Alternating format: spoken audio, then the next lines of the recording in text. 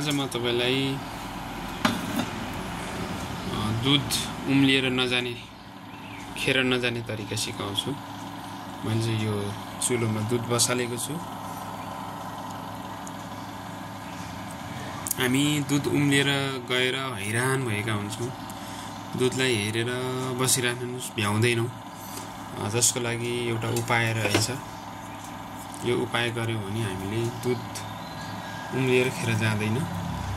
यसरी दूधको भाँडामा माथिबाट दूध चलाउने डाडु अब के छ हामीसँग त्यसलाई यसरी राख्दियौं भने त्यो दूध चाहिँ हत्तपत्त उम्लिएर खेर जाँदैन। म तपाईलाई यो दृश्य देखाउने छु। यो दूध यसरी उम्लिएर आउँदैछ, तर यो दूध चाहिँ झ्याप्पै बाहिर जाँदैन। हेर्नुस् त।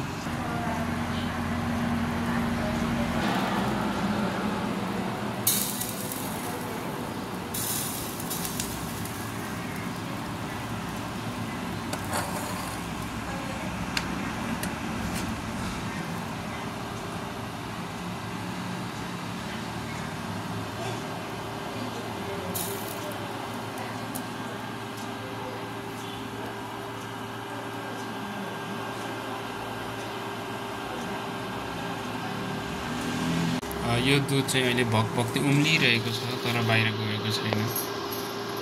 तपाईले पनि यसरी नै घरमा दूध उमाल्ने बेलामा चाहिँ यो विधि अपनाउनु होला।